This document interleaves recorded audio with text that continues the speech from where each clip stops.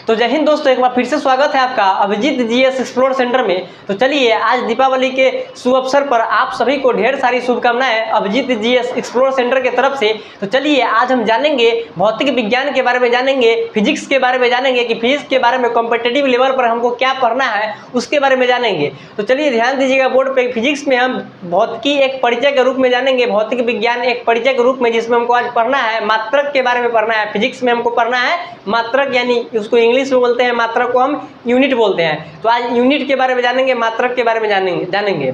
तो चलिए ध्यान दीजिएगा बोर्ड पे, यहाँ पे सबसे पहले तो हम जानते हैं कि भौतिक विज्ञान क्या होता है। तो भौतिक विज्ञान की कुछ परिभाषाएं हैं, उसको हम ड्राइव करते हैं, उसके बारे में समझते हैं। तो चलिए भौतिक विज्ञान हम उसे कह सकते हैं, भौतिक विज्ञान, जैसे कि भौतिक विज्ञान को परिभाषित करने के लिए मैं परिभाषा देता हूँ, उसको ध्यानपूर्वक सुनिएगा और उसको दिमाग में सेट कीजिएगा।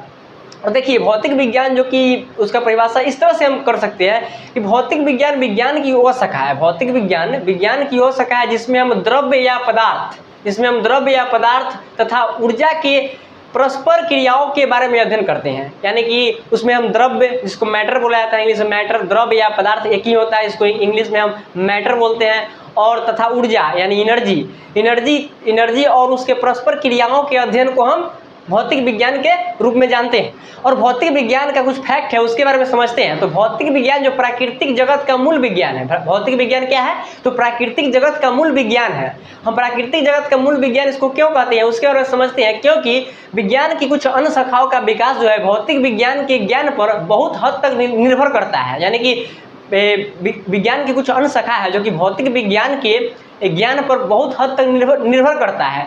तो इसी के चलते भौतिक विज्ञान का जो एक स्रोत है, जो भौतिक विज्ञान है, वो विज्ञान की बहुत सारे शाखाओं का इस नींव रखा जाता है भौतिक विज्ञान के रूप में। तो भौतिक विज्ञान से ही समझिए कि बहुत सारे विज्ञान की जो शाखाएं हैं उसका उद्गम हुआ है। उद्गम स्रोत भौतिक विज्ञान से ही हम समझ सकते हैं इसको विज्ञान के तौर में। विज्ञान को हम 3 भागों में बांटते हैं, इसमें हम जीव विज्ञान, भौतिक विज्ञान और रसायन विज्ञान में जानते हैं, और सभी विज्ञान के कुछ अलग अलग शाखाएं हैं उसके बारे में जानते हैं। तो अभी हम चर्चा करेंगे भौतिक विज्ञान पर। तो भौतिक विज्ञान में हमको सबसे पहले समझना है मात्रक के बारे में, जो पहला टॉपिक होगा हमको मात्रक यानी यूनिट के बारे में समझेंगे।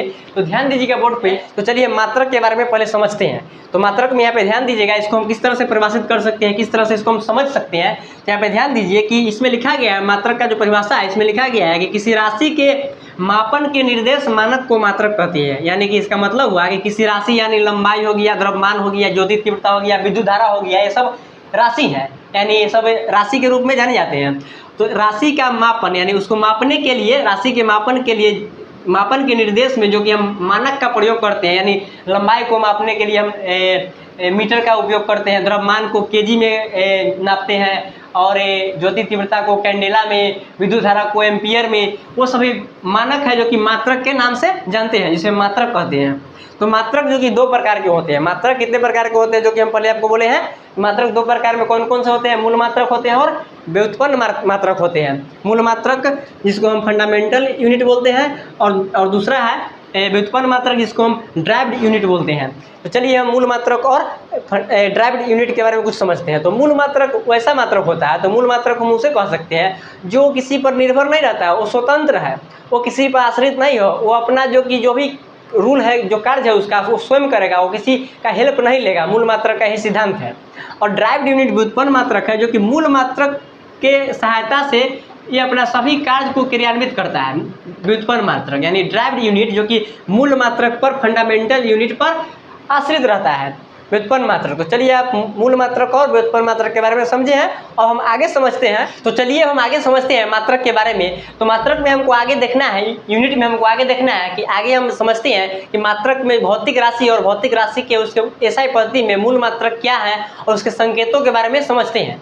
तो यहाँ पे ध्यान दीजिएगा बोर्ड में कि एसआई पद्धति में, यानी इंटरनेशनल सिस्टम में, एसआई का फुल फॉर्म हुआ इंटरनेशनल सिस्टम। एसआई पद्धति में मूल मात्रक की संख्या 7 है, जिसे नीचे की सारणी में दिया गया है। तो हम नीचे की सारणी, जो इसमें सारणी बनाकर हम इसमें दर्शाए हैं, उसके बारे में देखते हैं, इसमें समझते हैं कि किस तरह से उसका संकेत है और किस तरह से एसआई यूनिट में उसका मूल मात्रक है जो कि भौतिक राशि का। तो यहाँ पे देखिए पहला भौतिक राशि है लंबाई, जिसको इंग्लिश में लेंथ बोलते हैं। तो उसका जो कि एसआई सिस्टम में मूल मात्रक फंडामेंटल यूनिट मीटर होता है, और उसका संकेत एम से डिनोट होता है।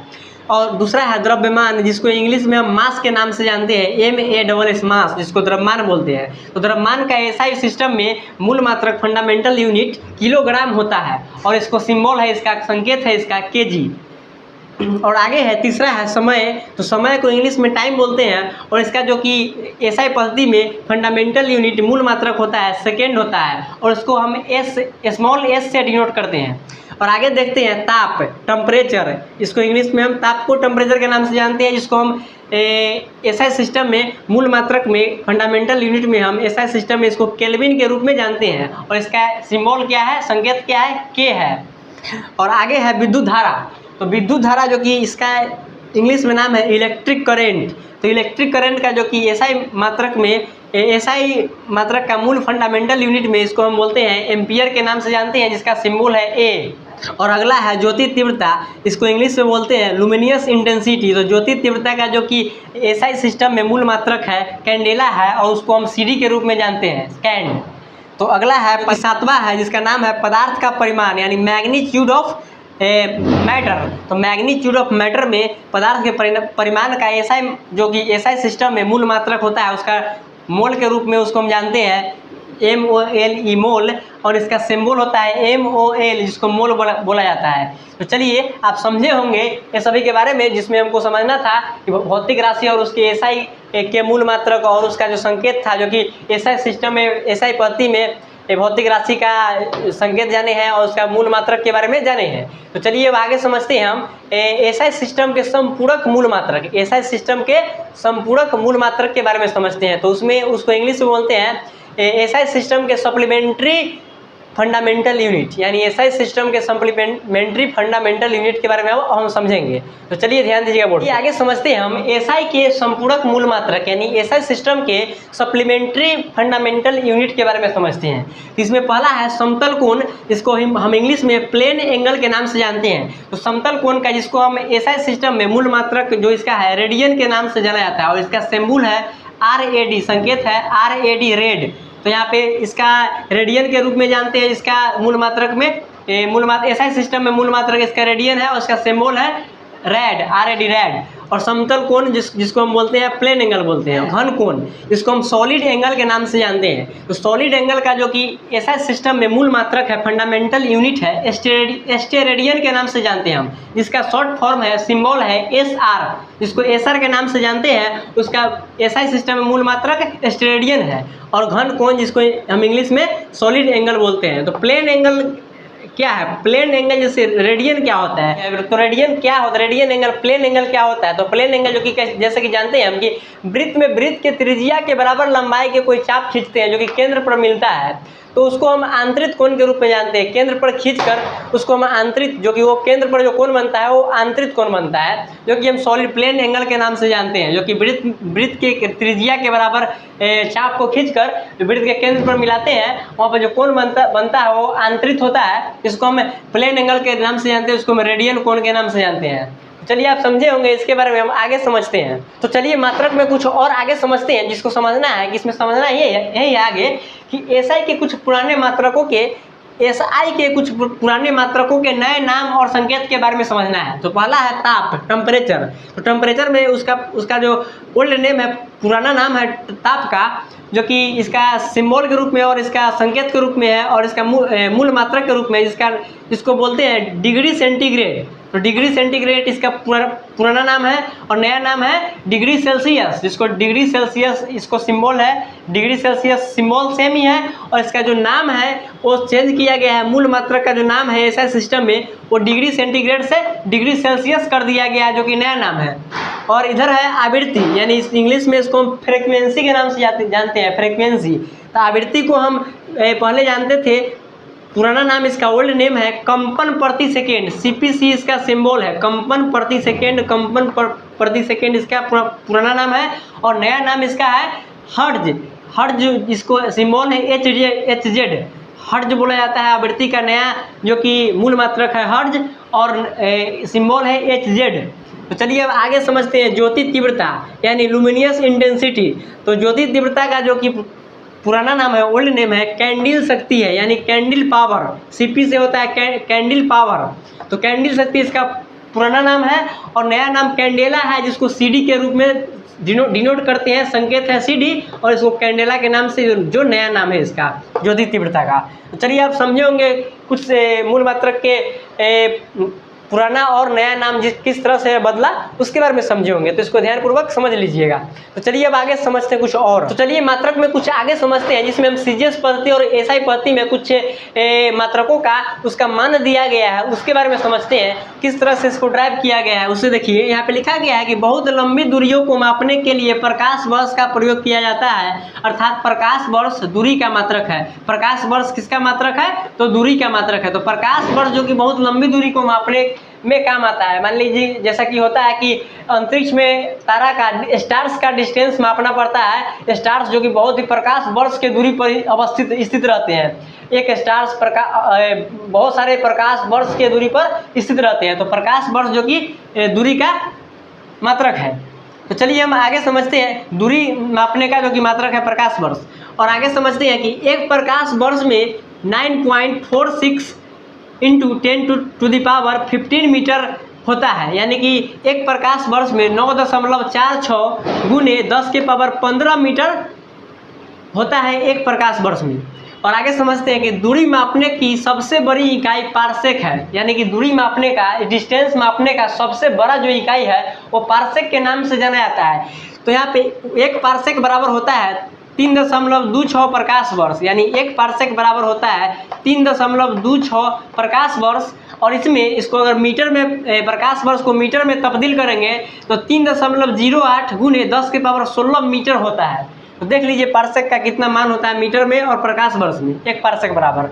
तो आगे समझते हैं कि बल का जो CGS यानी फोर्स का बल का CGS यूनिट, CGS का फुल फॉर्म होता है सेंटीग्राम सेकेंड। तो बल का CGS यूनिट जो पद्धति में CGS पद्धति में मात्रक डाइन होता है, डाइन DY यानी डाइन।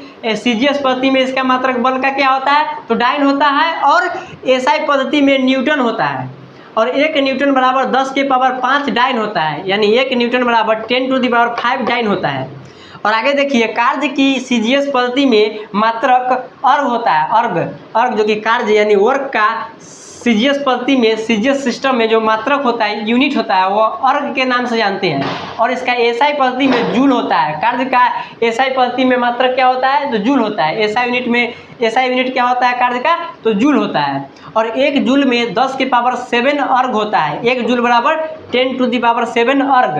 तो समझे होंगे आप इस तरह से कि CGS पद्धति में और SI पद्धति में किस तरह से इसको हम ड्राइव किए हैं, इसका क्या क्या मान होता है, प्रकाश वर्ष, पारसेक, न्यूटन का SI सिस्टम, CGS सिस्टम, बल का SI सिस्टम, CGS सिस्टम, और कार्य का SI सिस्टम और CGS सिस्टम के बारे में समझे, और इसका मान क्या होता है, जूल को अर्ग में कैसे कन्वर्ट करें और न्यूटन को डाइन में किस तरह से कन्वर्ट किया जाता है, तो समझे होंगे। तो चलिए अब आगे देखते हैं कुछ और। तो चलिए मात्रक में हम आगे समझते हैं। इसमें समझना है कि 10 के विभिन्न घातों के बारे में समझना है। तो 10 के विभिन्न घातों में यानी कि भौतिकी में बहुत छोटे और बहुत बड़े राशियों के मानों को समझने के लिए हम 10 के घात के रूप में व्यक्त करते हैं। यानी भौतिकी में बहुत छोटी और बहुत बड़े राशियों के जो मान निकालने के लिए हमको इसको 10 के घात के रूप में व्यक्त करना पड़ता है। तो यहाँ पे देखिए, यहाँ पे जो डायग्राम बनाया गया है, जो सारणी बनाया गया है, उसमें समझते हैं कि कैसे इसको ड्राइव किया गया है, कैसे इसको सिंबॉलिक किया गया है। तो 10 के घात में देख सकते हैं कि 10 के पावर 18 को हम एक्सा के नाम से बोलते हैं और इसको ई से संगत करते हैं, ई से इसको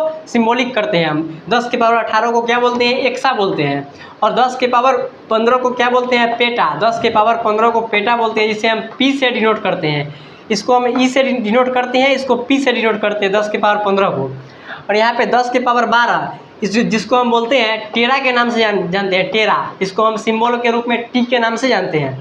और अगला है 10 के पावर 9। तो 10 के पावर 9 जो है इसको हम इधर से समझते हैं। 10 के पावर 9 को गीगा कहते हैं, तो जिसको जी से हम डिनोट करते हैं। और अगला है 10 के पावर 6 जिसे हम मेगा के नाम से जानते हैं, जिसको हम एम के नाम से एम के रूप में सिंबॉलिक करते हैं। 10 के पावर 6 को हम मेगा के नाम से जानते हैं, जिसे हम एम के रूप में सिंबल करते हैं, डिनोट करते हैं। और 10 के पावर 3 को हम किलो के नाम से जानते हैं तो किलो को के से डिनोट करते हैं, और 10 के पावर 2 को हम हेक्टो के नाम से जानते हैं, हेक्टो HECTO हेक्टो के नाम से, इसको हम स्मॉल h से डिनोट करते हैं। और 10 के पावर 1 को हम डेका के नाम से जानते हैं, जिसे हम DA के रूप में डिनोट करते हैं। डेका को हम किससे डिनोट करते हैं तो DA के रूप में डिनोट करते हैं, जो 10 के पावर 1 होता है। और आगे समझते हैं जो अगला है, जो कि इन्वर्स के रूप में है, निगेटिव रूप में है, जो कि बहुत छोटी इकाइयों को नापने के लिए इसका प्रयोग किया जाता है, जो कि जानने के लिए जाना जाता है, जो कि 10 के पावर -18 बोल सकते हैं इसको, या 10 इन्वर्स 18 बोल सकते हैं। 10 इन्वर्स 18 को हम एटो बोलते हैं, एटो जिसको सिंबल करते हैं ए से। और 10 के पावर -15 10 इन्वर्स 15 जिसको हम फेमटो के नाम से जानते हैं, इसको हम स्मॉल f से डिनोट करते हैं। और 10 के पावर -12 जिसको हम पिको बोलते हैं, जिसको हम स्मॉल p से डिनोट करते हैं, पिको। और 10 के पावर 9 जिसको हम नैनो बोलते हैं, जिसको स्मॉल n से डिनोट करते हैं। और 10 के पावर -6 जिसको हम माइक्रो के नाम से जानते हैं, उसे हम इस सिंबल से डिनोट करते हैं। और 10 के पावर -3 जो कि मिली होता है, इसको हम स्मॉल m से डिनोट करते हैं, 10 के पावर -3 को। और 10 के पावर -2 इसको 10 इन्वर्स 2 माइनस लगा हुआ है, इसको हम इन्वर्स भी बोलते हैं। तो 10 के पावर -2 को सेंटी के नाम से जानते हैं, इसको स्मॉल c से डिनोट किया जाता है। और 10 के पावर -1 जिसको हम डेसी बोलते हैं, जिसको हम d से डिनोट करते हैं, 10 के पावर -1 को क्या बोलते हैं, डेसी, जिसको हम d से डिनोट करते हैं। तो आप समझे होंगे इस चीज़ को, मात्रक के बारे में सभी चीज़ों को आपको समझ में आ चुका होगा। तो इस तरह से आप समझ सकते हैं कि कैसे पावर छोटी इकाई और बड़ी इकाई को निकालने के लिए पावर लगाया जाता है।